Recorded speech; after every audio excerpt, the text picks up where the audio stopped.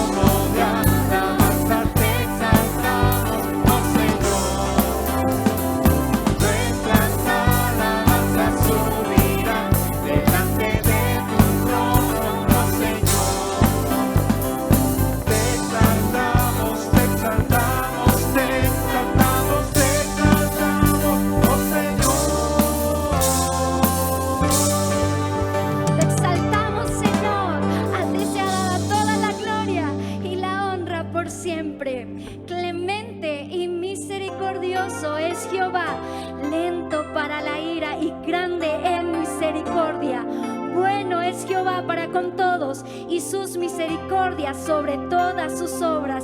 Te alaben, oh Jehová, todas tus obras y tus santos te bendigan. Este 2022, más que nunca, debemos afirmar nuestra confianza en el poder de Dios para enfrentar victoriosamente todo aquello que quiera frustrar, todo aquello que quiera detener el propósito de Dios para nuestras vidas. Y podemos cantar: hay poder en su sangre bendita, aleluya.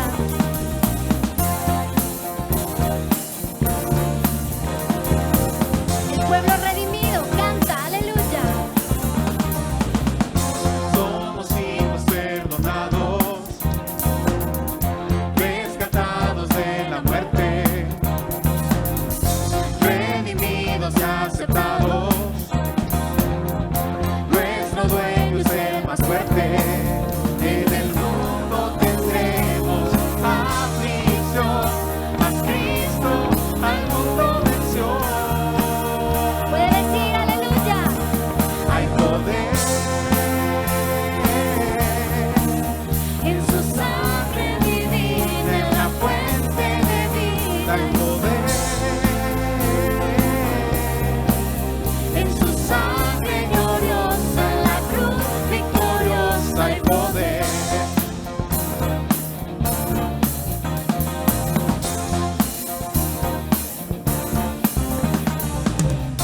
Vidas nuevas en victoria, hoy caminamos sin derrota. Libres somos por su sangre y las cadenas ya están rotas. En el mundo tendremos aflicción, mas Cristo al mundo venció. Hay poder en su sangre divina, en la fuente de vida. Hay poder en su sangre gloriosa, en la cruz victoriosa. Hay poder en su sangre divina, en la fuente de vida. Hay poder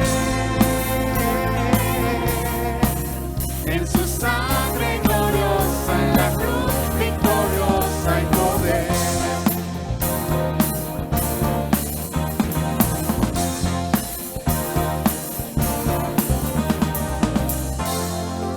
Aleluya. Sabemos que en el 2022 se levantarán obstáculos, se levantarán adversidades, se levantarán problemas contra nuestro avance, contra nuestro progreso en la fe. Pero sabemos que tenemos un Dios poderoso que nos acompaña día y noche, que nos toma de sus manos y nos acompaña en cualquier adversidad. Contigo desbarataré ejércitos y con mi Dios asaltaré muros. Aleluya.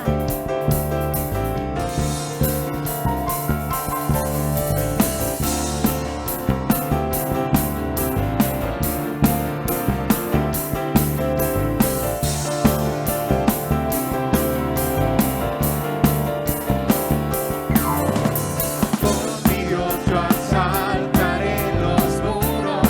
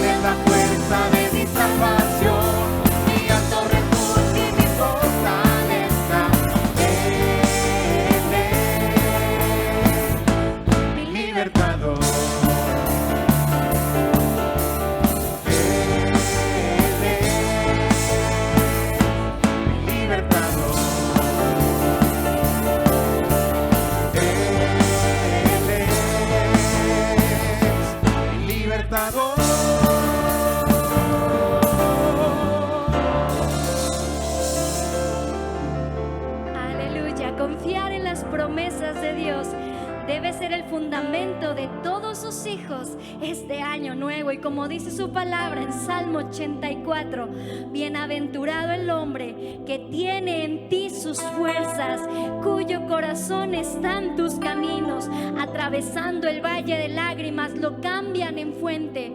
Cuando la lluvia llena los estanques, irán de poder en poder, verán a Dios en Sión. Nosotros creemos en las promesas del Señor, esas promesas que siguen siendo eficientes y que siguen siendo reales.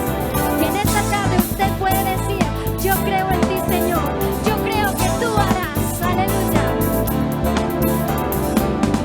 Cuando el mar me dice te hundirás, me das tierra firme y puedo cruzar.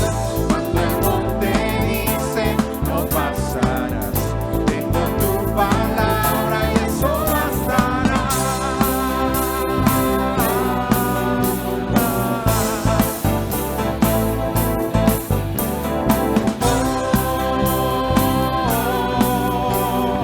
Eres la fuerza que mueve mi vida, eres mi Dios y tú harás más allá de lo que pueda imaginar, más allá de lo que pueda yo soñar.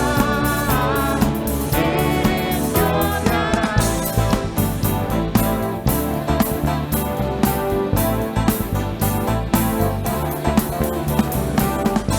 Eres Dios de ayer, eres Dios y estás. Sabes lo que fue, sabes que vendrá. Eres gran yo soy, tú me sostendrás. Tú eres mi Dios, en ti puedo confiar.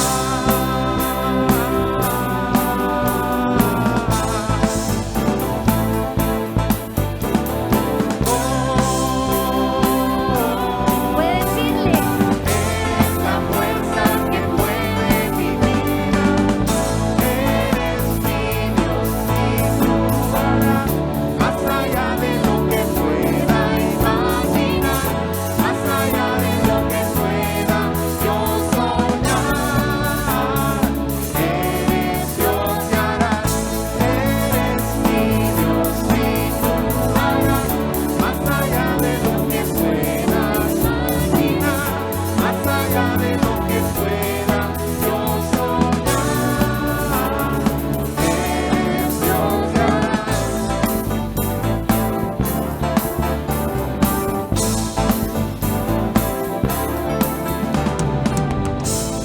porque tenemos de nuestro lado al Dios todopoderoso, al Rey de Reyes, al Dios incomparable, al Dios omnipotente. Dios es el que me ciñe de poder y quien hace perfecto mi camino, quien hace mis pies como de siervas y me hace estar firme sobre mis alturas. Podemos pedir un suministro especial del poder de Dios para este año. Amén. Dios, desciende de una manera especial y llénanos con tu poder.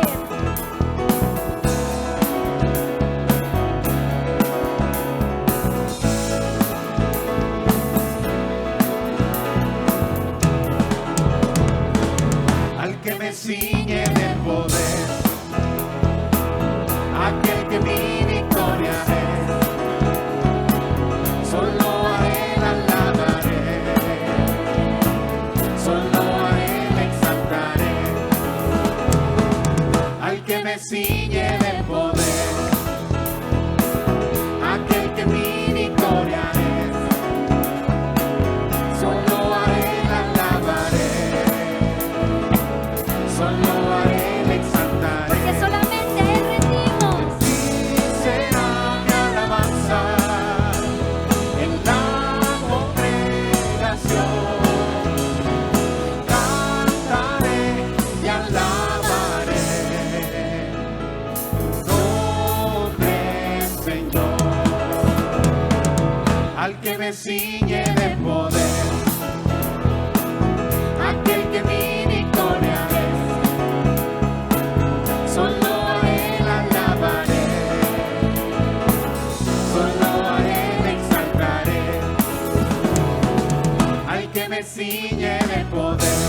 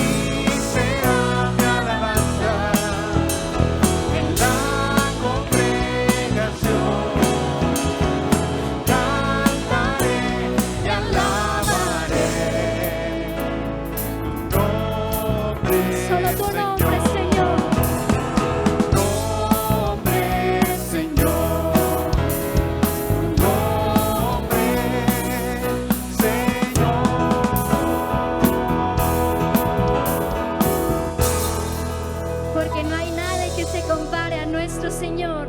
No hay ningún hombre, ningún nombre que se compare a nuestro Rey. Y hermano, le invito a que en esta hora, a una sola voz, podamos decir este hermoso salmo, que es una realidad de nuestras vidas. Hemos comprobado la fidelidad de nuestro Señor todo este tiempo, y en este 2022 podemos cantar, podemos decir que el Señor es nuestro pastor. Le invito a que diga con nosotros a una sola voz este salmo: Jehová es mi pastor, nada me faltará. En lugares de delicados pastos me hará descansar. Junto a aguas de reposo me pastoreará. Confortará mi alma, me guiará por sendas de justicia por amor de su nombre. Aunque ande en valle de sombra y de muerte, no temeré mal alguno, porque tú estarás conmigo. Tu vara y tu cayado me infundirán aliento. Aderezas mesa delante de mí, en presencia de mis angustiadores. Unges mi cabeza con aceite, mi copa está rebosando. Ciertamente el bien y la misericordia me seguirán todos los días de mi vida, y en la casa de Jehová moraré por largos días. Puede entregar su corazón en esta tarde y cantar este salmo con todo su corazón. El Señor es mi pastor,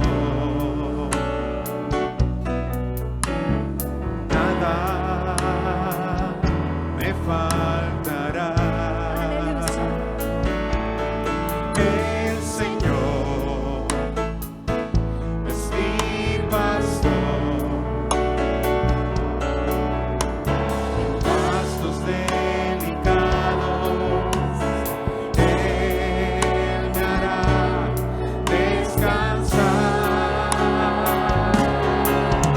Junto a aguas de reposo me pastoreará. Confortará mi alma, me guiará por sendas de justicia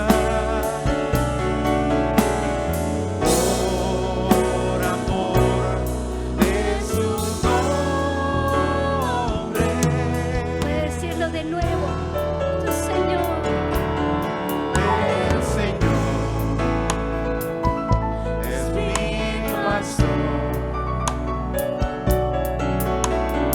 nada me faltará. El Señor es mi pastor, en pastos delicados Él me hará descansar. Junto a aguas de reposo me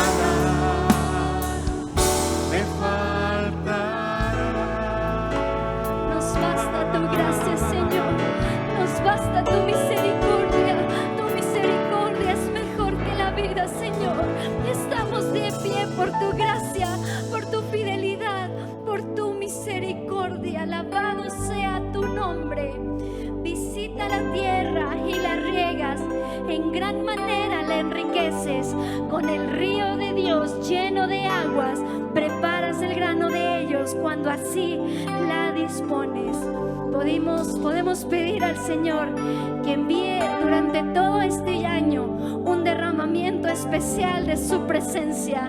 Necesitamos de su presencia, necesitamos de su espíritu. Como el siervo brama por las aguas, así nuestro corazón necesita del Señor. Y estamos aquí, hermano, iniciando este año, pidiendo, clamando al Señor que abra los cielos y derrame su presencia sobre cada corazón. Dios manda lluvia. Clame a su Rey, hermano, clame en esta hora. Derrama de tu espíritu.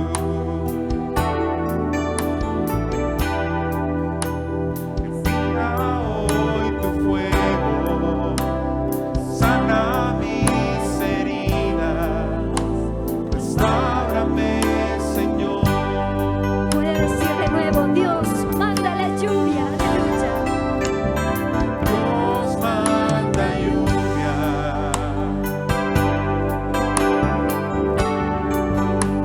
Derrama de tu espíritu. Envía hoy tu fuego. Sana mis heridas. Restaurame, Señor. Puede decir en esta tarde con todo su corazón: Manda la lluvia. El rocío de tu amor. Llenando las vidas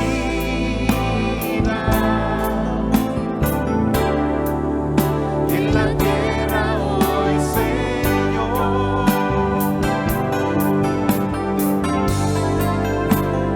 Manda la lluvia, el rocío de tu amor. Visita mi vida, cámbiame, Señor. Dios manda lluvia. derrama, Señor, de tu Espíritu Santo en esta tarde. Derrama de tu espíritu.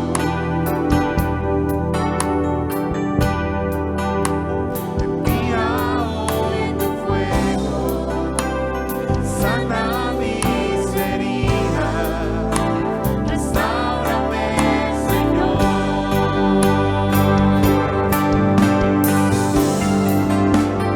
Manda la lluvia. Aleluya. El rocío de tu amor. Llenando las vidas en la tierra hoy, Señor.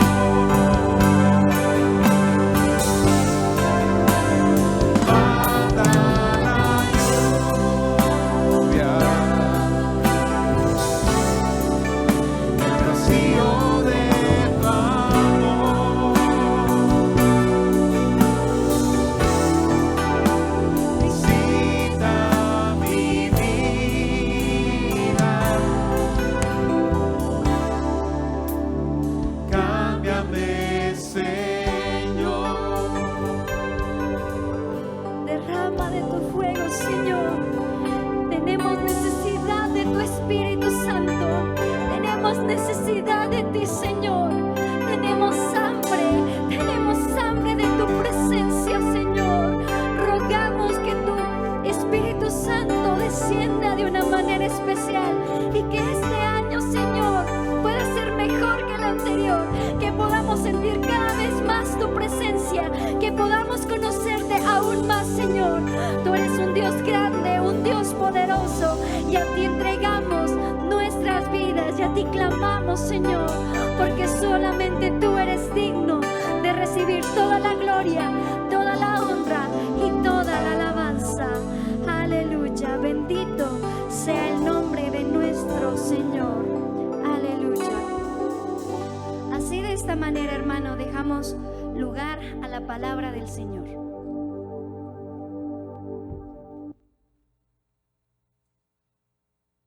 Amén. Dios los bendiga a todos, hermanos. Muy feliz año. Que el Señor, que nos permite iniciar este año en su misericordia, dice la Biblia que nuevas son cada mañana las misericordias de Dios. Las renueva para con nosotros. Pues que el Señor en este año cumpla su propósito en cada uno de nosotros.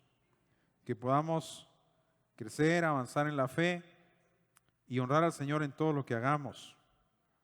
Hay un pasaje en la Escritura que quiero leer con ustedes. Es una bendición de Año Nuevo.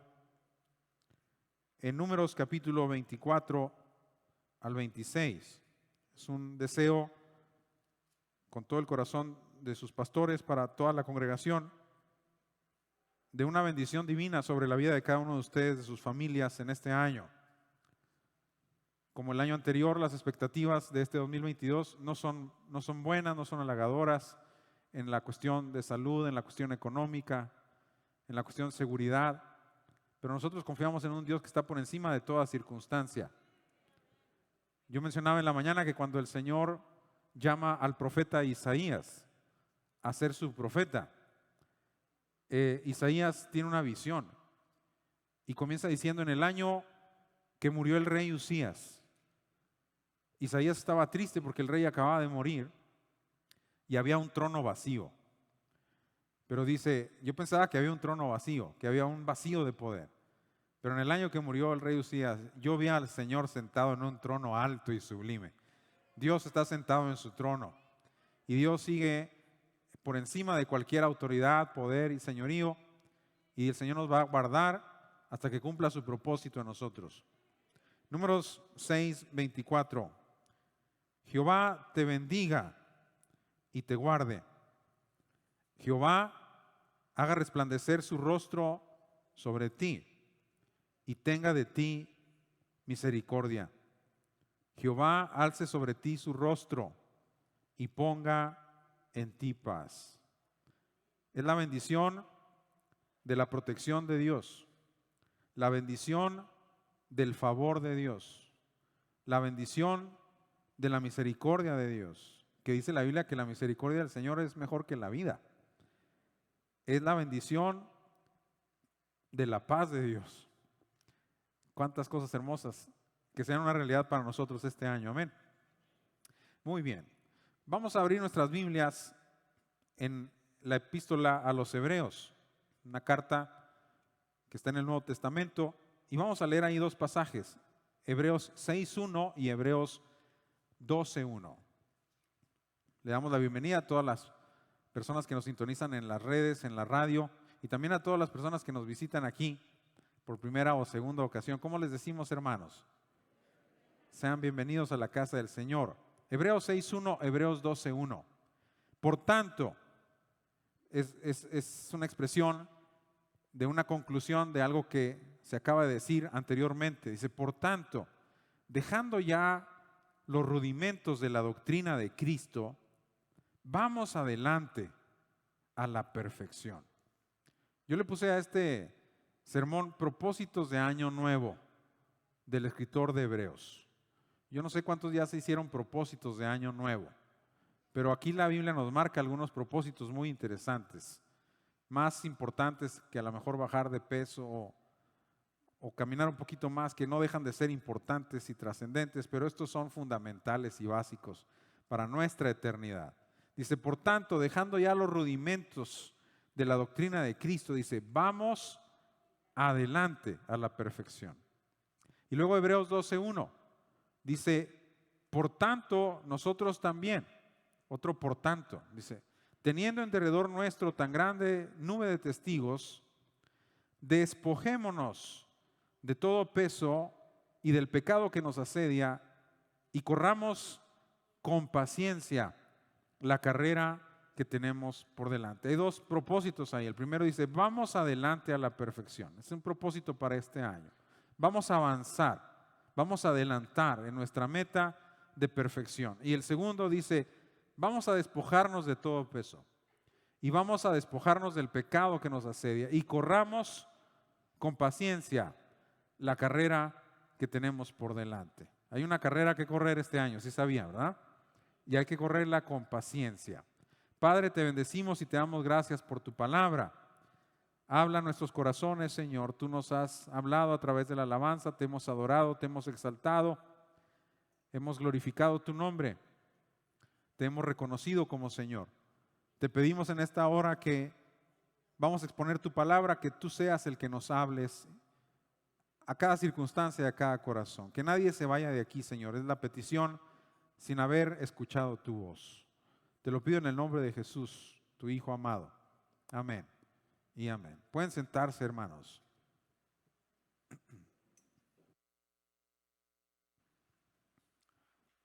En la epístola de Pablo a los Gálatas, la carta de Gálatas que está ahí en el Nuevo Testamento, Pablo narra un encuentro personal muy atípico, porque me refiero a atípico no porque no haya sucedido en otras ocasiones, sino porque es la única vez que tenemos una narrativa como esa en la Biblia. Tenemos las cartas de Pedro, las cartas de Pablo, y en todas ellas ellos exponen su teología, su revelación que han recibido de parte de Dios, sus consejos, sus exhortaciones. Pero en la epístola de Gálatas, Pablo narra un encuentro personal, o más bien un desencuentro personal, con nada más y nada menos que el apóstol Pedro. O sea, imagínense, Pablo contra Pedro. Es decir, los más eminentes apóstoles de Cristo, San Pedro y San Pablo, cara a cara. Y en una situación no placentera, era una situación incómoda y complicada. No es de Pablo narrar en sus cartas este tipo de encuentros que, como le digo, han de haber sido relativamente frecuentes tanto con apóstoles como con colegas del ministerio, colaboradores personales, líderes eclesiásticos. Pero la situación en la iglesia de Galacia lo ameritaba.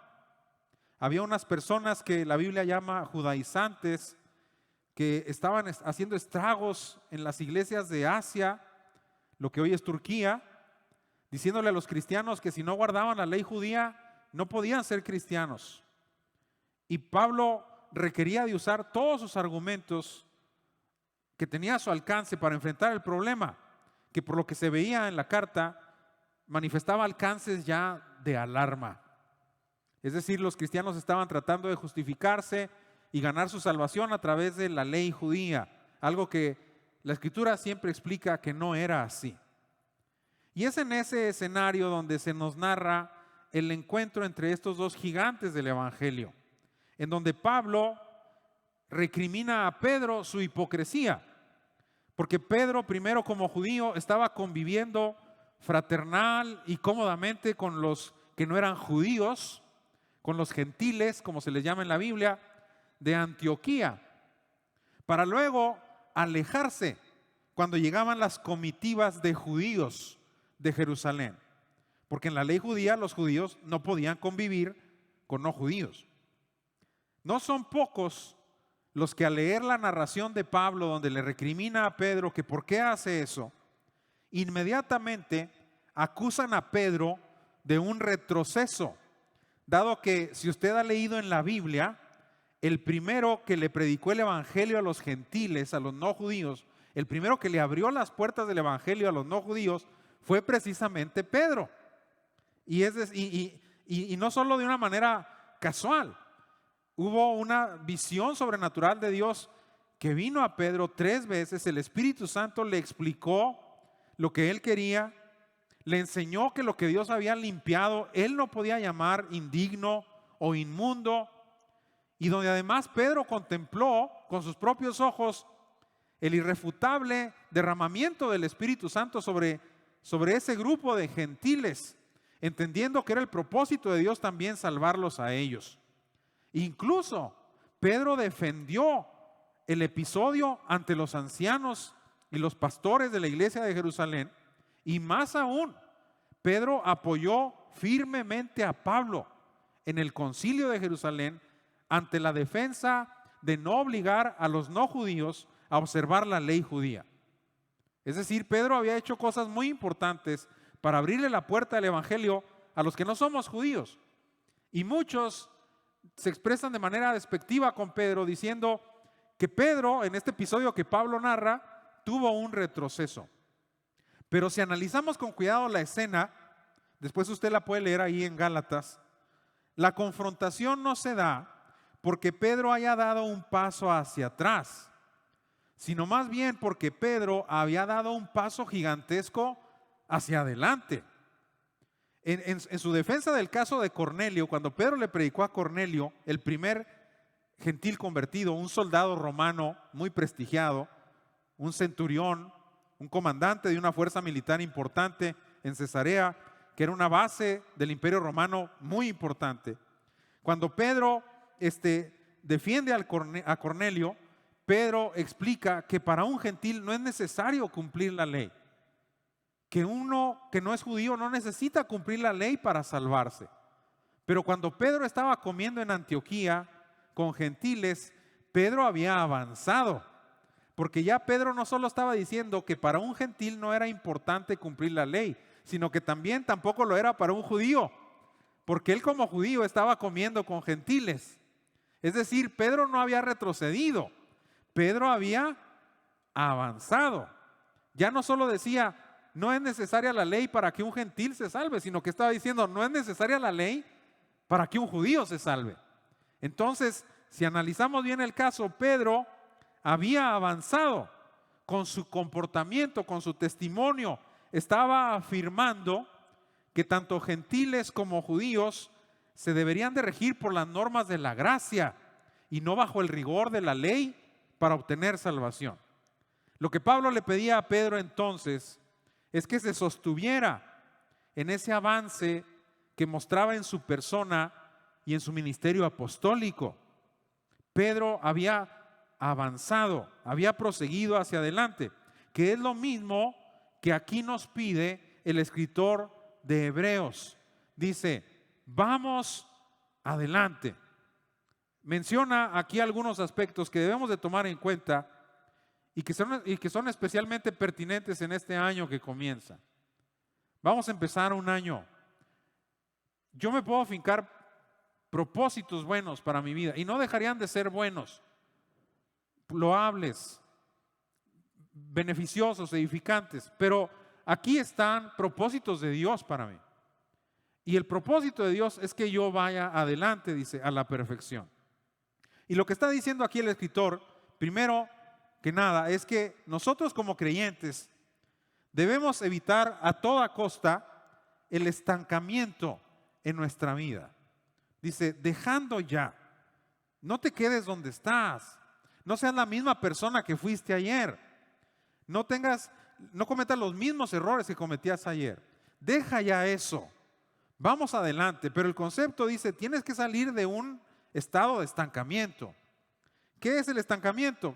Pues en el concepto básico, el estancamiento es un periodo de tiempo prolongado en el que no se presenta ningún crecimiento ni ningún avance. Es decir, pasa un periodo de tiempo largo y yo sigo siendo el mismo.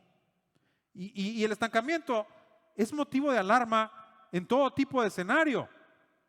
Todos leemos las noticias o las vemos y sabemos que el estancamiento económico es un motivo de alarma.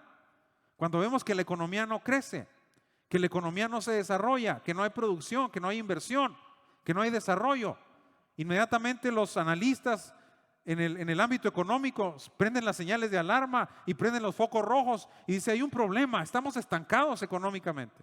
El gobierno debe de promover la inversión. Se deben de estimular a las empresas para que puedan aperturar y desarrollar sus actividades con facilidad. No se deben poner obstáculos para el crecimiento económico porque la gente se asusta. No hay desarrollo, no hay poder adquisitivo. Hay un problema también cuando hay un estancamiento educativo, de gobierno, etcétera.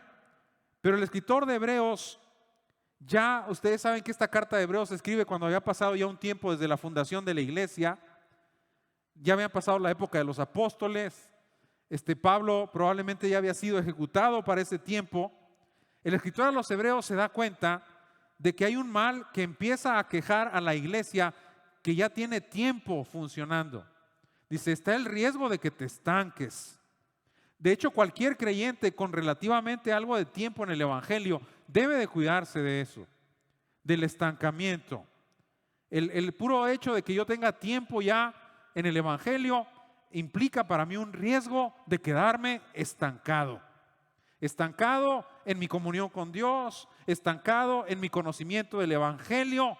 A lo mejor ya tengo 10 años en el evangelio y sigo creyendo que las epístolas eran las esposas de los apóstoles y no crezco y no me desarrollo. Un crecimiento en mis relaciones interpersonales, ser más maduro para relacionarme, un crecimiento en el dominio de mi carácter, poder dominar un poco más las fallas y los defectos que yo tengo como persona. Cualquier creyente que tenga tiempo en el evangelio siempre debe cuidarse del estancamiento, porque lo que está diciendo aquí el escritor de Hebreos es que por lo menos hay un gran sector de sus oyentes que estaban estancados, porque les dice, dejando ya. Está asegurando que hay un grupo de sus oyentes que efectivamente estaban en un periodo de inactividad y de falta de crecimiento y de desarrollo. Por eso les dice, vamos adelante. Un objetivo prioritario y un propósito siempre debe ser adelantar. ¿Cuánto? Lo que sea, pero que no te quedes igual.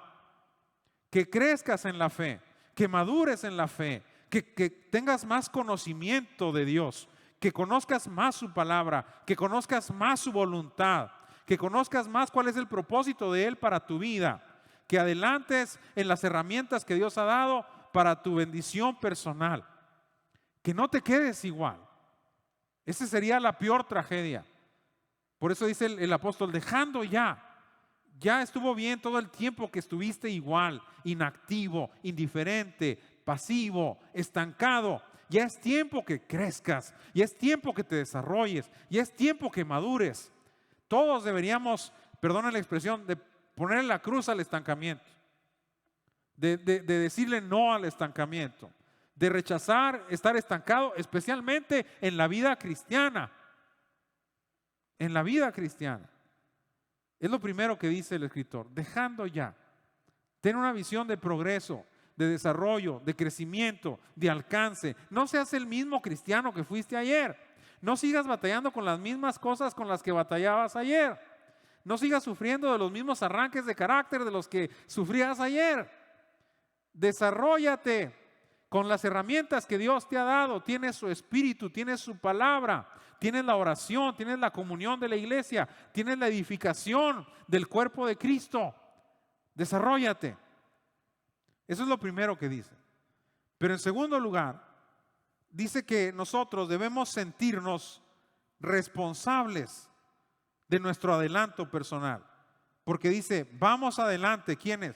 Nosotros. Debe haber un sentido personal de responsabilidad de crecer y desarrollarnos en la fe. Es decir, lo que está diciendo aquí el escritor es que el adelanto y el avance de un creyente es únicamente responsabilidad de él y de nadie más. Es responsabilidad de él y de nadie más. A pesar de sus responsabilidades como un ministro, como un pastor, como un obispo de la iglesia, Pablo le dice a Timoteo, ten cuidado de ti mismo. El único responsable de tu desarrollo espiritual eres tú. Y le dice, entre tanto que voy, ocúpate en la lectura, en la exhortación, en la enseñanza. No descuides el don de Dios que hay en ti. Aviva el don de Dios que hay en ti. Ten cuidado de ti mismo.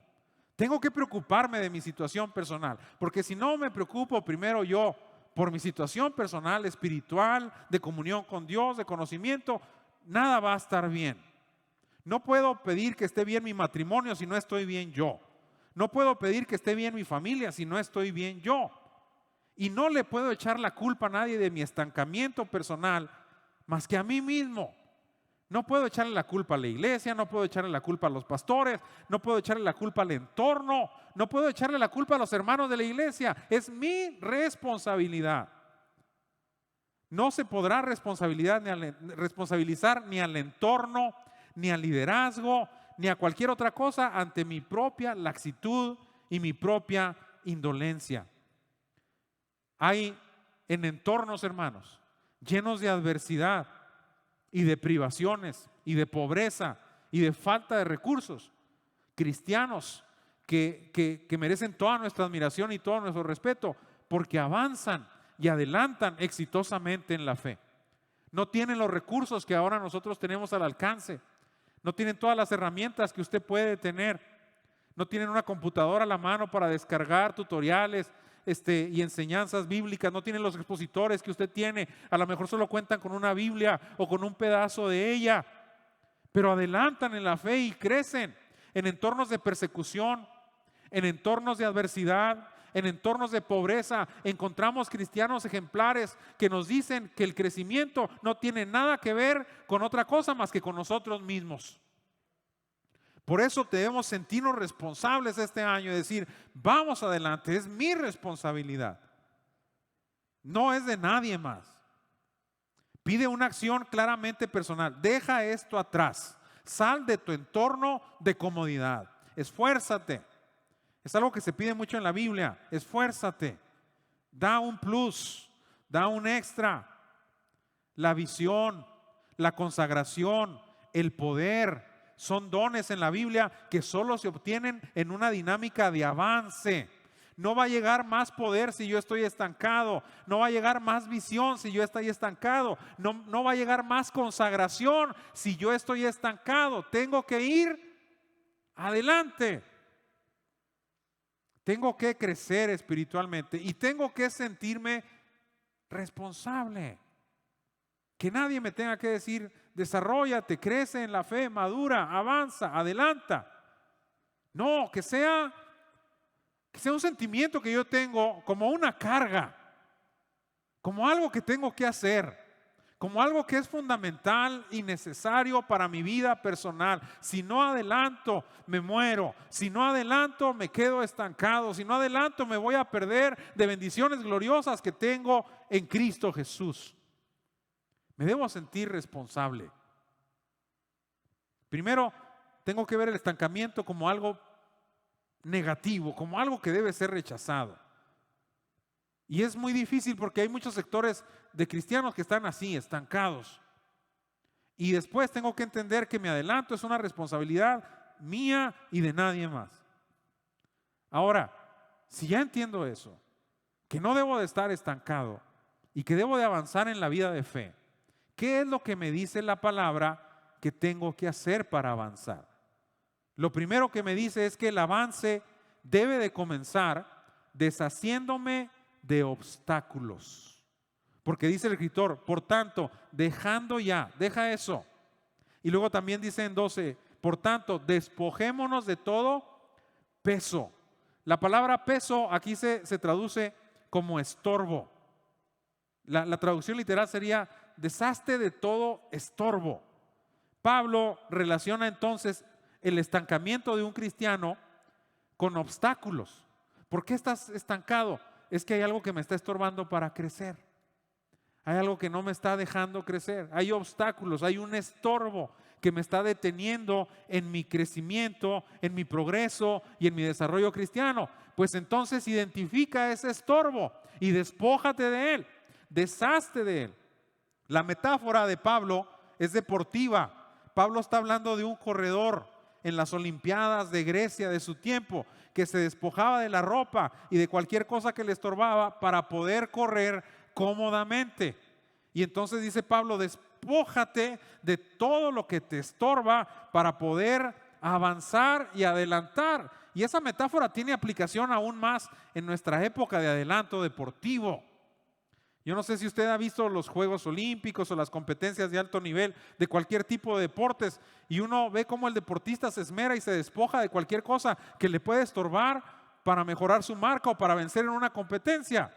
Los nadadores se depilan completamente para que ni siquiera el vello corporal presente resistencia a su desplazamiento en el agua. Hasta de eso se despojan. Incluso los trajes de baño que usan son tan adelantados tecnológicamente que imitan la piel de los peces para presentar menor resistencia al deslizamiento en el agua. Todavía tiene aplicación. Y si lo tienen los deportes, es más importante en lo espiritual, en lo que nos lleva a la vida eterna, en lo que nos hace alcanzar la salvación, en lo que nos hace llegar al cielo. Dice, despójate de todo lo que te estorba. Un aspecto clave para avanzar espiritualmente tiene que ver con identificar las cosas que nos estorban para avanzar. Los estorbos pueden ser 3 cosas diferentes. Pueden ser prácticas, cosas que yo hago, hábitos, costumbres que tengo, que me quitan el tiempo que necesito para buscar de Dios, para tener comunión con Él, para conocer su palabra, para conocer su voluntad para mi vida, para crecer en la fe. En promedio, en México, las personas pasan 3 horas frente a sus televisores, pasan 6 o 7 horas frente a sus teléfonos celulares o a sus iPads o a sus computadoras y no precisamente trabajando. Hay muchas cosas que quitan el tiempo. La gente pasa horas y horas en redes sociales, tiene hábitos y costumbres que no son de provecho para su vida y que, aparte de que no son de provecho, detienen su crecimiento espiritual, detienen su desarrollo espiritual. Son prácticas. Es lo primero que me estorba para crecer. Tengo que identificar dentro de este propósito de año nuevo para avanzar, hacer una lista tranquilo en mi casa. ¿Qué es lo que yo hago que me está estorbando para crecer espiritualmente? Pero en segundo lugar, también hay otra cosa que me puede estorbar y son situaciones, contextos, entornos. Hay lugares donde yo no crezco espiritualmente, ¿sí? Situaciones y circunstancias en donde yo no me desarrollo. Contextos pueden ser laborales, pueden ser familiares, donde en lugar de crecer, mi crecimiento se detiene. Y también hay personas que me estorban para crecer. Personas con las que me relaciono, que en lugar de ser bendición para mi vida, son de estorbo. A lo mejor las estimo, a lo mejor las aprecio, pero esas personas no representan algo que estimule mi crecimiento y que estimule mi desarrollo. Yo aprendí desde hace mucho tiempo a valorar a mis amigos precisamente por el valor que tienen para estimularme al crecimiento y al desarrollo cristiano. Lili siempre me estimula y discierne cuando tengo amistades que me hacen crecer y desarrollarme y me invita a que fortalezca y fomente esas amistades. Y generalmente es de mucha bendición y crecimiento para mi vida. Pero así como hay amistades que te ayudan a crecer y que te ayudan a desarrollarte, hay amistades y personas con las que te relacionas que te estorban en tu crecimiento personal. Y entonces la indicación es: despójate de todo peso. Como cuando dijo Cristo: si tu mano derecha te es ocasión de caer, córtala y échala de ti. Mejor te es entrar manco en la vida eterna que con todo el cuerpo ser echado en el infierno.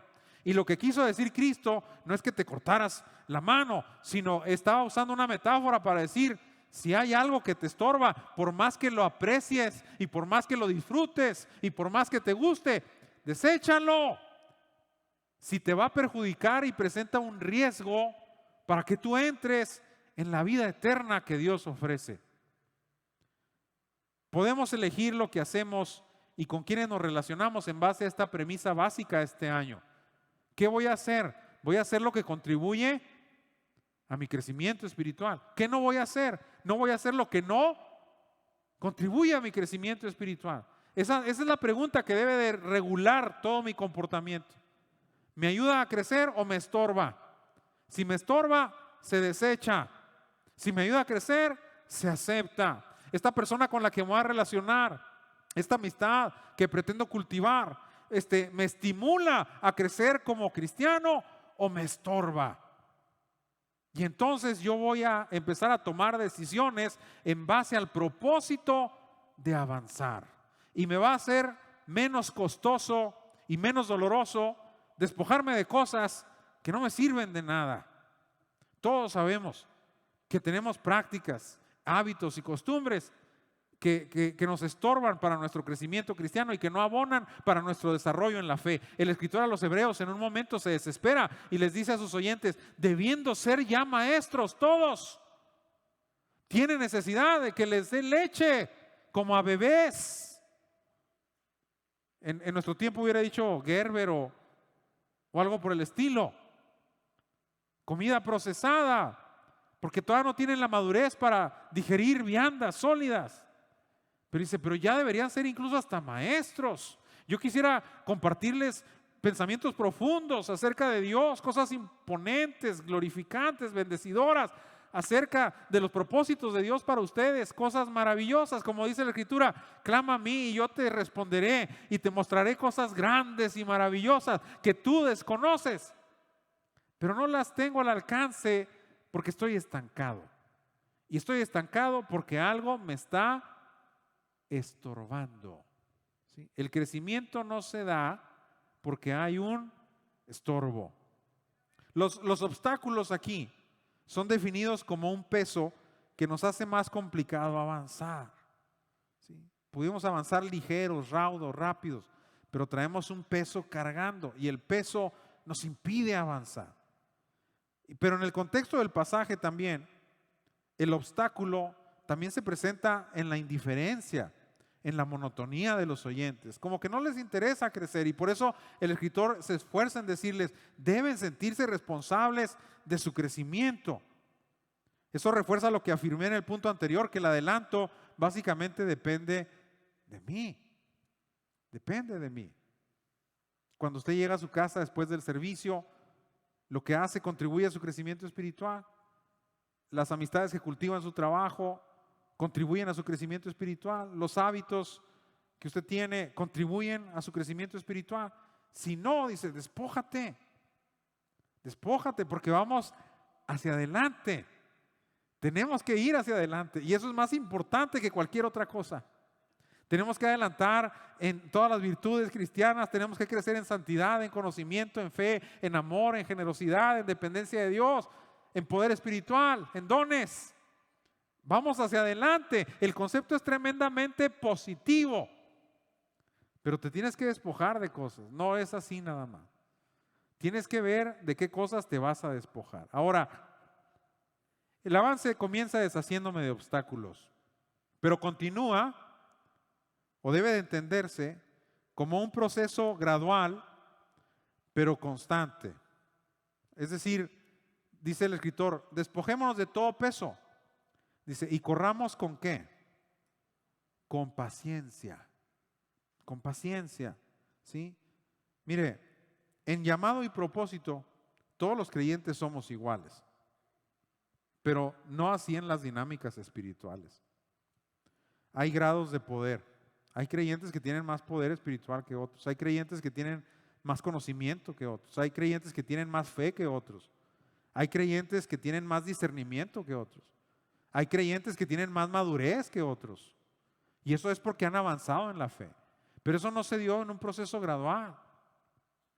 Hay niveles, como cuando los apóstoles están en la barca con Cristo y se desata una tempestad, dice que Cristo va dormido en la popa, en la parte de atrás de la barca, y se están ahogando, se está negando la barca, y entonces como molestos despiertan a Cristo y le dice, Señor, ¿qué no tienes cuidado que nos estamos ahogando? Pues van con Cristo. ¿Cuál es el problema? Allí va Cristo. Y dice que Cristo se levanta, léalo en los evangelios, Cristo se levanta y molesto le dice al mar, calla, enmudece, y al instante dice, se hace grande bonanza. El mar le obedece a Cristo. Y voltea el Señor y les dice a los discípulos, ¿por qué están así? ¿Qué no tienen fe? Es decir, ¿no hay fe en los apóstoles?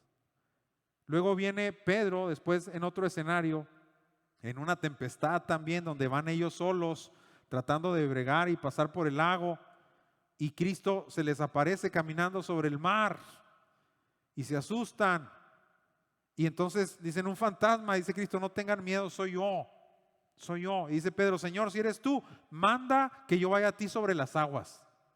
Dice Cristo, ven, y Pedro se baja de la barca, y empieza a caminar sobre el mar. Dice, pero al ver el viento y las fuertes olas, se empezó a hundir y empezó a gritarle al Señor, Señor, sálvame.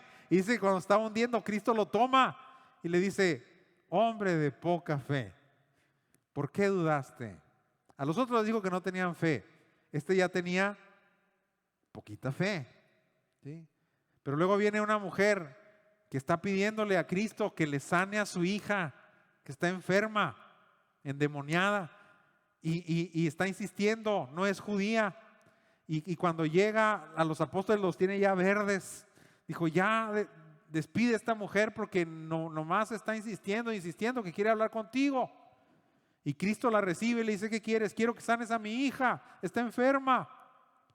Y le dice Cristo, ¿qué no sabes que no está bien dar el pan de los hijos y echarlo a los perrillos? Yo vengo primero a la casa de Israel, a las ovejas de la casa de Israel. Diciéndole Cristo, mi misión es primero con los judíos. Y le dice la mujer, cuando Cristo le dice, no está bien tomar el pan de los hijos y echarlo a los perrillos.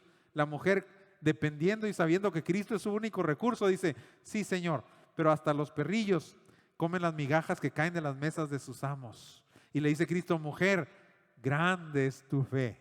Dice, hágase contigo como quieres. Dice. Y dice que su hija fue sana desde esa hora. Pero la mujer ya tenía gran fe. Se fija que hay niveles. Luego llega un centurión con Cristo y le dice, Señor, quiero que sanes a mi criado que está enfermo. Y le dice Cristo, dime dónde está y yo voy.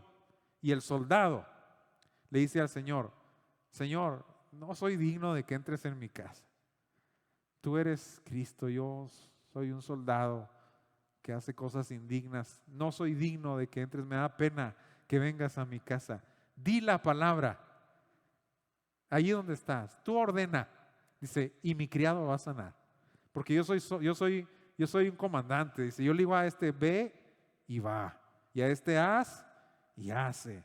Y tú eres el Hijo de Dios. Si tú das la palabra, mi criado sana. Y dice que Cristo volteó y con la gente que estaba ahí dijo, os digo, porque se maravilló, os digo que ni aún en Israel he hallado tanta fe. Es decir, hay una fe excelente. O sea, pero hermanos, hay que desarrollarnos y hay que crecer. Pero dice, tenemos que hacerlo con paciencia. Hay personas que se desesperan. No, la carrera se corre con paciencia. Un autor muy renombrado de oración, E.M. Bounds, yo creo que es el mejor autor de oración junto con R.A. Torrey, dice, se necesitan 20 años para hacer un buen sermón. Dice, porque se necesitan 20 años para hacer al hombre. Dice, se necesitan 20 años para hacer un buen sermón. Dice, porque se necesitan 20 años para hacer al predicador. Dice, el sermón es ungido porque el predicador es ungido. El sermón tiene poder porque el hombre de Dios tiene poder. El sermón tiene conocimiento porque el que predica tiene conocimiento. Pero eso no llega de la noche a la mañana. Es un proceso de avance gradual. Si usted ve los sermones que nosotros predicamos, no son los mismos sermones de hace 10 años. Debe de haber un ¿qué? Un avance. Igual nosotros como creyentes debemos de avanzar poco a poco. El estancamiento muchas veces se debe al desánimo, a la falta de paciencia, a la falta de perseverancia. Empiezo a leer, pero según yo, pues no estoy aprendiendo mucho y luego ya dejo de leer la Biblia. Empiezo a tener comunión con Dios, pero no empiezo a sentir muchos cambios y me desanimo. O empiezo a venir a un culto que hice el firme propósito de empezar a venir. Si no venía al culto de oración, o voy a venir a los viernes, o ya voy a venir a la escuela dominical y voy a aprender de la palabra. Y vengo 1 o 2 días y si no aprendo lo que yo quiero, ya dejo de venir. Dice, no, tenemos que correr con paciencia. ¿Sí? La paciencia es una virtud fundamental para avanzar en la fe. En una predicación usted no va a salir hecho una fiera, un gigante espiritual. Va a aprender algo que va a ser de bendición para su vida, para su crecimiento, y después va a encontrar un lugar donde aplicarlo.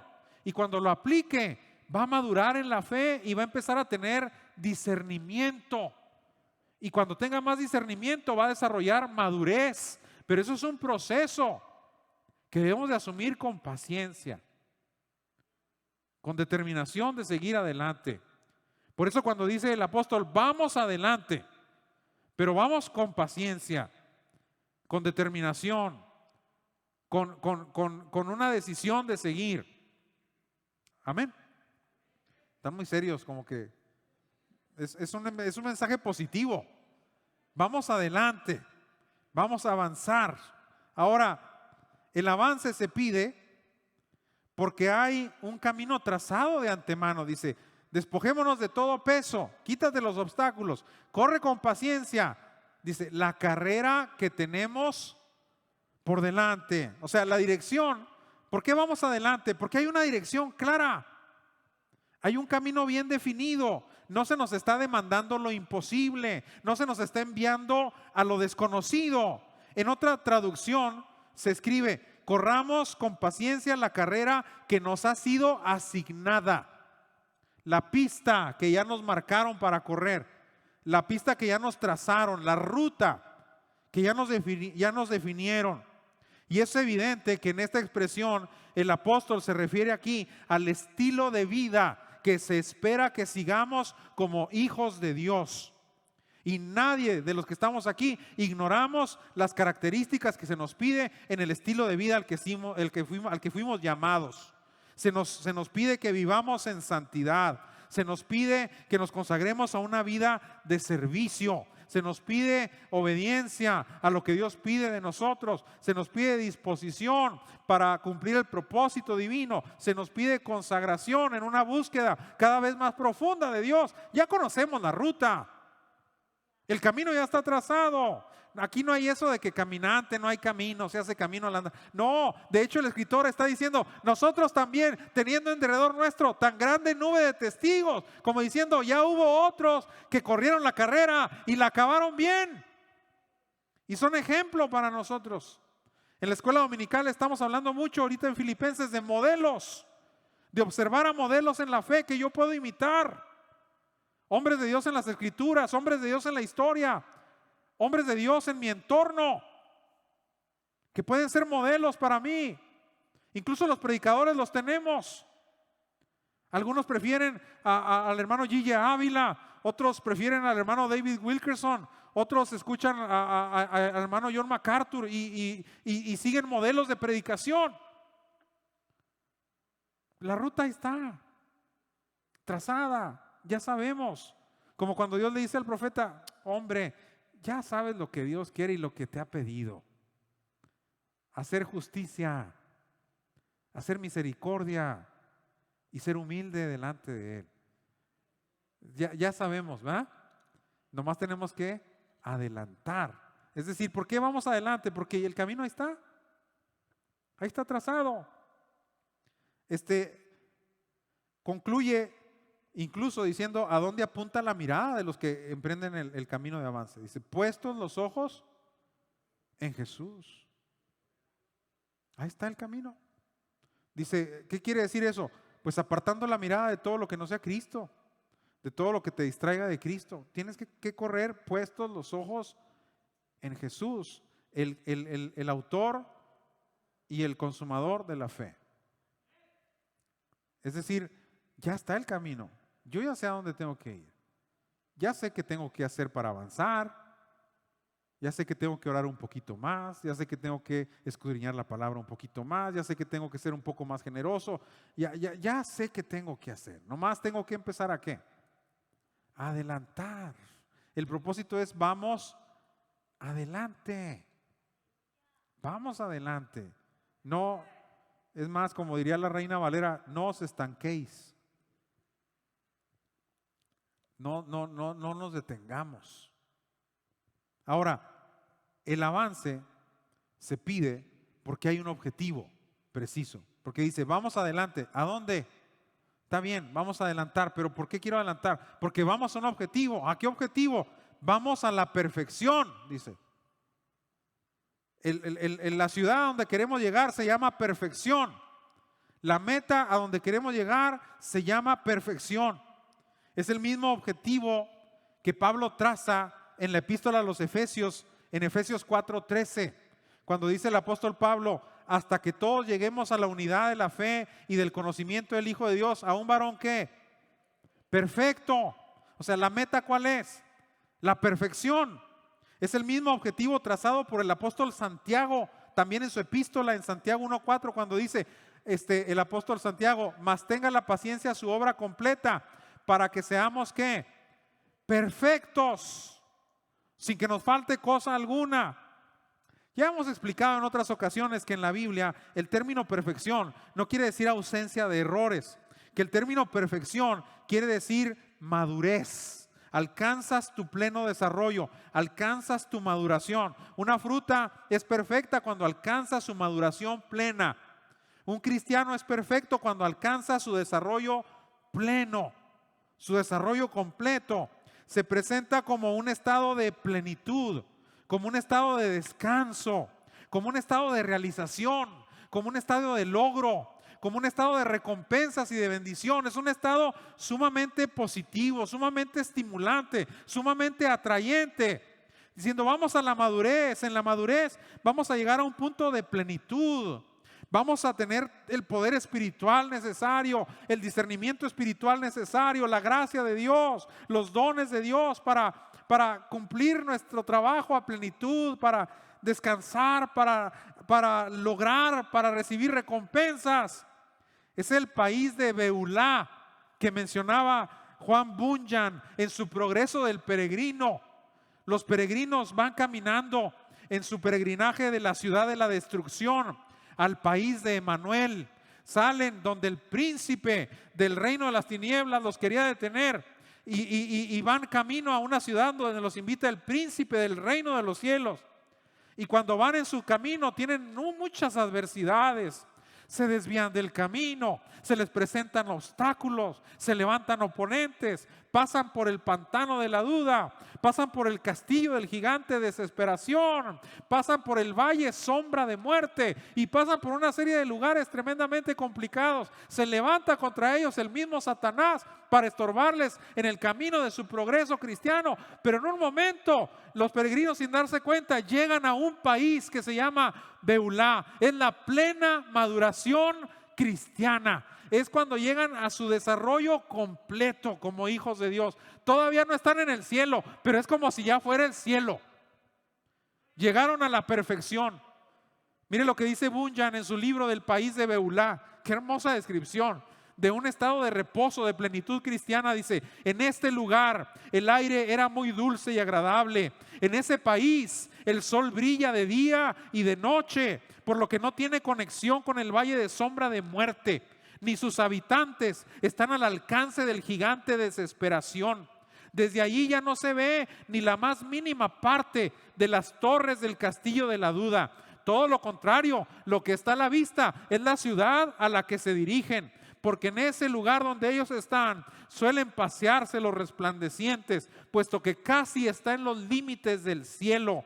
En ese país se renueva el pacto entre el esposo y la esposa, y ahí se goza con ellos el Dios de ellos. Allí no falta el trigo ni el vino, antes bien había abundancia de todo lo que ellos habían buscado en su peregrinación, y se escuchaban constantemente voces potentes que salían de la ciudad y decían: díganle a la hija de Sión, he aquí viene tu Salvador y su recompensa con él. Encontraron un lugar donde había viñedos frondosos y deliciosos jardines, cuyas puertas estaban abiertas a todos los peregrinos. Y al preguntar de quiénes eran estos jardines, se les contestó: son del rey. Él los ha plantado para el deleite y para el descanso de los peregrinos. Es un estado de perfección glorioso. ¿Quién no quiere llegar allí? ¿Quién no quiere llegar a un estado que estemos aquí en la tierra, en donde digamos: todo lo puedo en Cristo que me fortalece? En donde podamos decir: para mí el vivir es Cristo y el morir es ganancia. En donde el pecado no te haga ni cosquillas. En donde ya no tienes dudas. En donde ya no te desesperas. En donde ya eres perfecto en tu carácter, en tus reacciones. En donde todos los tratos con Dios son deleitosos. Y en donde lo único que anhelas es llegar a la ciudad celestial. No es un estado apetecible y codiciable. Por eso dice el escritor a los Hebreos: vamos adelante. ¿A dónde? a la perfección. Puedes gozar el cielo en la tierra. Puedes tener comunión perfecta con Dios. Puedes vencer a todos tus enemigos. Puedes vencer a todos tus adversarios. Puedes pasar por encima de cualquier tentación. Puedes realmente vivir una vida plena como hijo de Dios. Imagínese un cristiano sin ningún detalle en su carácter, donde ninguna tentación le hace el más mínimo, lo desestabiliza en lo más mínimo, en donde las circunstancias adversas no lo dañan y en donde solo experimenta el gozo, la bendición, la paz, el mover del Espíritu Santo en su vida, que constantemente está en deleite con Dios, que todos sus días son una fiesta, que todos sus días son de regocijo, que todos sus días son de paz. Como dice la Biblia, está confiado como un león. ¿Qué estado tan interesante ese, no? Porque hay muchos cristianos que todavía de repente dudan, se desesperan, son presas de su propio carácter, ceden a la tentación. Pero estos peregrinos llegaron a ese lugar tan impresionante, pues realmente disfrutando de todas las glorias del cielo. No es el cielo, pero es como si casi lo fuera. En comunión con Dios, en conocimiento de Dios, en paz de Dios. Y por eso dice el escritor, vamos adelante. ¿Por qué te quieres quedar igual? No hay necesidad. No te quedes estancado. No sigas batallando con los mismos problemas. Hay un país de Beulah glorioso y te estás perdiendo de una serie de bendiciones extraordinarias en tu vida, nada más porque estás estancado. Vamos caminando con Dios y en cada circunstancia Dios nos va enseñando cosas. Esta pandemia nos ha traído bendición en el sentido de que hemos experimentado y conocido a Dios en otra faceta, en sus propósitos, en sus tratos. De repente hay algunos que tuvieron que decir como Job, recibiremos de Dios el bien y no el mal. Otros que encontraron que Dios era su proveedor en medio de la crisis económica de la pandemia. Otros que conocieron a Dios como su sustentador. Pero yo estoy convencido de que finalmente todos vamos a voltear hacia atrás cuando pase esto y vamos a repetir la frase del apóstol Pablo a los Romanos: todas las cosas ayudaron a bien a los que amaban a Dios. Y conocimos a Dios en otra faceta. Hay que aprovechar eso, conocer a Dios en otra faceta. Hay veces, no le ha pasado, de repente hay salmos que leíamos y que decíamos, ay, qué bonito salmo, pero esta circunstancia no es la mía. Y de repente atravieso por esa circunstancia y ese salmo cobra vida para mí. Y digo, mira, aquí estaba esta joya de la Escritura, de la cual yo me podía aferrar y en la cual yo podía encontrar una fuente de sustento y de fortaleza espiritual. Y de repente la palabra cobra vida y se vuelve una experiencia real en mí. Y digo, ¿por qué no lo había visto? Pues porque no lo habías experimentado, pero lo estás haciendo porque estás avanzando. Si te quedas igual, pues vas a seguir experimentando lo mismo y viviendo lo mismo y batallando con lo mismo. Por eso hay matrimonios que no se terminan de arreglar. Por eso hay familias que no terminan de consagrarse completamente. Por eso hay vidas que no sirven en el reino de Dios. Por eso hay personas que no pueden ser generosas. Por eso hay caracteres que no pueden ser pulidos y mejorados, santificados. Por eso hay pecados que no pueden ser vencidos, porque no se está avanzando. Por eso este propósito es muy bonito. Por tanto, dejando ya los rudimentos, vamos adelante a la perfección, hermanos. No nos detengamos este 2022, que este 2022, que si es un año de crisis, que si es un año de que el petróleo se cae, que si es un año de guerras y que si es un año de pandemia, que para nosotros sea un año de avance. Que si el mundo se cae en pedazos, eso ya sabemos, no nos extraña. La Biblia dice que el mundo va a ir de mal en peor, que la única solución para este mundo es que el Hijo de Dios venga y reine y se siente en el trono de los hombres y nosotros con Él. Nomás eso va a componer al mundo. Que el Hijo de Dios venga. Por eso lo primero que oramos es: venga tu reino. Hágase tu voluntad. Pero mientras eso pasa, que no me importe lo que le pase al mundo, que me importe lo que me pasa a mí. Yo tengo que avanzar. Amén, hermanos. Ay, nos encanta cuando los atletas mexicanos avanzan en las competencias y adelantan, y nos emocionamos con nuestros equipos deportivos cuando van ganando. Pues así nos deberíamos emocionar con el avance personal. Primero, entonces tendríamos que ver de qué nos tenemos que deshacer.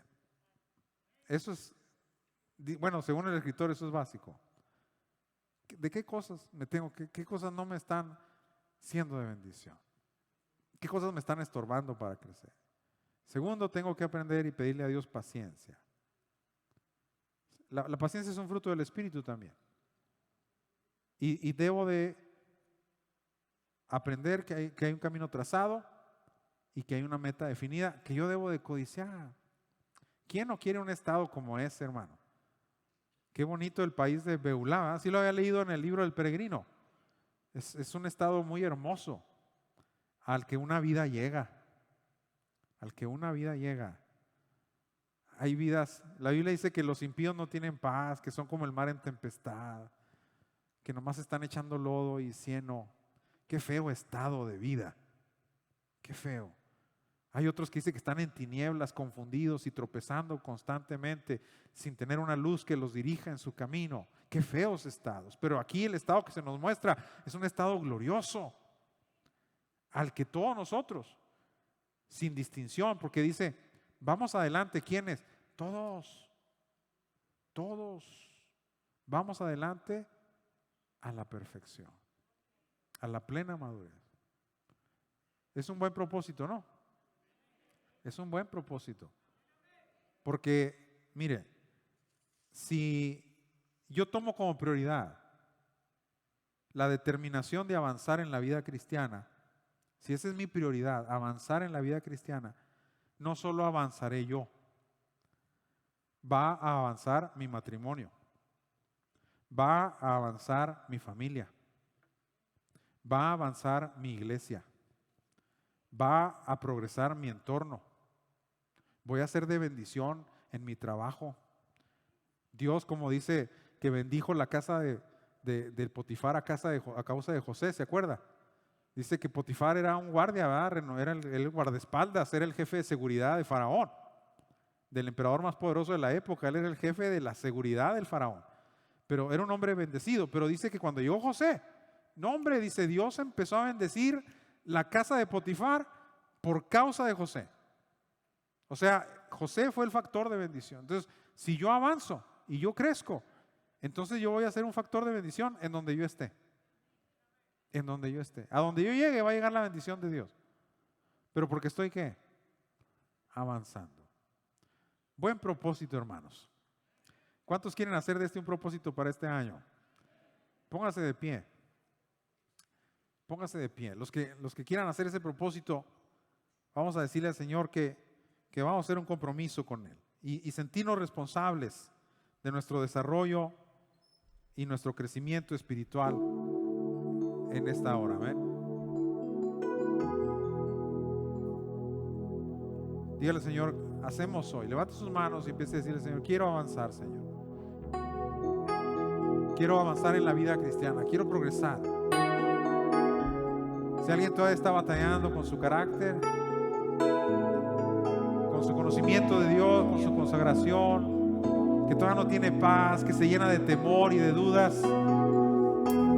que de repente se detiene en el camino desanimado, que no sabe cómo dirigir a su familia o cómo llevar a cabo su matrimonio, dígale, Señor, ayúdame a avanzar, Señor. Dígale en esta hora, hacemos hoy ante tu altar un compromiso de vivir en santidad. Hacemos hoy